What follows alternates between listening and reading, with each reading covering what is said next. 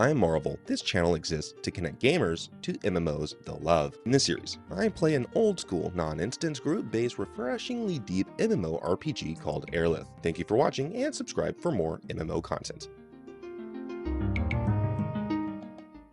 In the last episode, while running away from an exceedingly dangerous werecat, I was ambushed by a cunning rat. I presume that since the rodent knocked me unconscious while the werecat lost eye contact with my character, that the feline effectively forgot about me, although veterans of Arelith can correct my understanding. Remember in the last episode in which I asked you about what I failed to do prior to this deadly engagement? Also recall in the first episode that I picked to play a moon elf? These decisions are related. Each character has an armor class. Mine's 21. That means that every melee attack against my character must score at least 21 in order to deal damage. The roll consists of a 1 die 20 plus the attack bonus of the opponent. To ensure that my armor class is as high as possible, I invest in dexterity. Every 2 points can grant an additional armor class point if your armor isn't too heavy. This is why I rolled a moon elf, since their racial bonus is +2 to dexterity. Additionally, the mistake I made earlier was that I forgot to toggle expertise, which trades 5 attack bonus for 5 armor class. After recovering, I climb up the stairs and notice another adventurer in the granary. Remember in the last episode in which I said I'd show you how to roleplay? Watch our interaction. Although the text may be difficult to read, let me briefly summarize what is happening and explain why role-playing is not intimidating. While I used parenthetical descriptions of body language to contextualize my character's statements, Az used simple and undecorated prose, perhaps because of his character's class, which you'll soon see in action. I even misspelled ladder as latter, yet kept on playing. It's a game after all.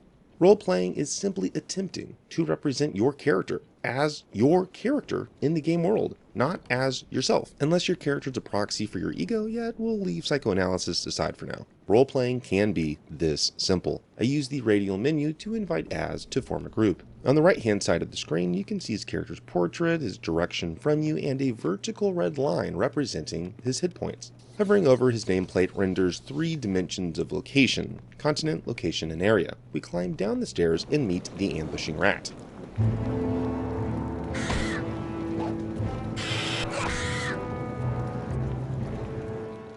It hits Az for 14 points of damage, which is over 50% of his total hit points in a single hit. After being struck again by the werecat on the edge of death, he retreats, yet without an attack of opportunity against him. Veterans of Arelith, why wasn't one triggered? At this point, I off-tank, giving Az time to mend his wounds.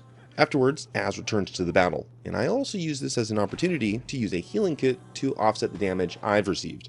I attempt to cast Color Spray, a spell with various crowd control effects. However, the werecat resisted it. You can also see that expertise is deactivated automatically when casting a spell. Now my AC is lowered by 5, which makes me more vulnerable, yet attempting to cast the spell could be worth it given the circumstance. Combat is all about making the right decisions. After reactivating expertise, Az lands the killing blow via a kick. I love the animations.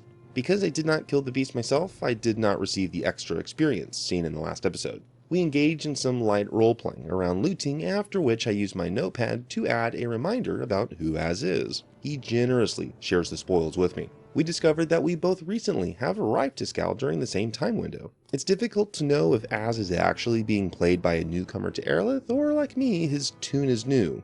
Either way, we're enjoying this dungeon crawl together. We run deeper into the granary's basement to finish what we started.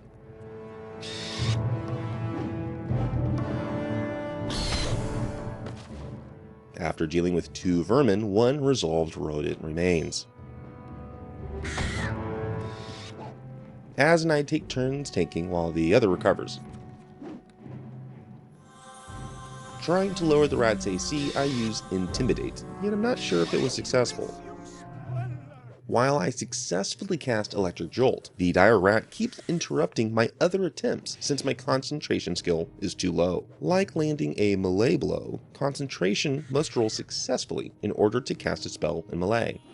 After the encounter, I heal Az, and we rummage through the bodies.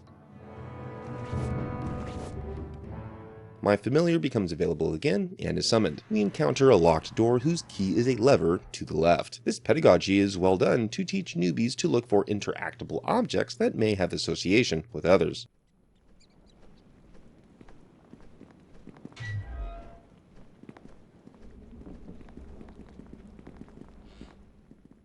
We have yet to venture into the far room, so in we go. I enter carefully and scan my surroundings, since our time in the granary has been rife with danger.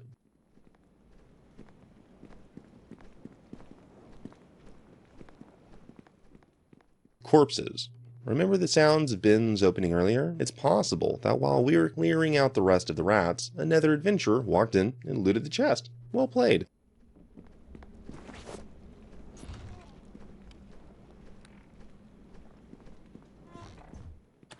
Like the lever earlier, a box of loot in a back room of a granary is a hint to how other dungeons may be designed too. We'll explore more in future episodes.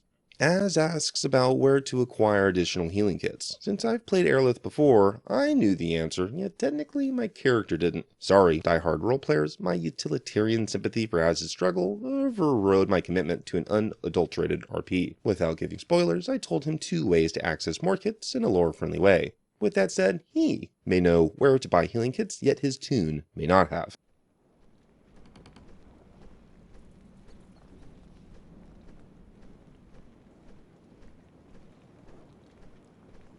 I click on his character's portrait in the text console to let him know I need to make pasta for my daughter, and consequently must end our session. As I await a response, a server tick happens, which provides me additional experience from the adventuring pool and updates me on my character's various statistics. Az quickly responds with a friendly goodbye and we part ways.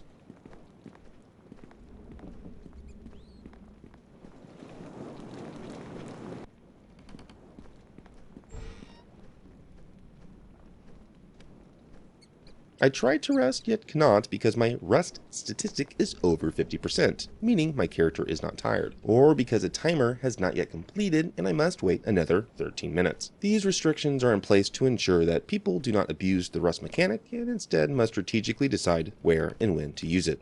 Remember in the first episode in which I asked you to remember the name of the first character in this list? There was a reason. I already had a character named Marle. When I created this episodic tune, I used the same name.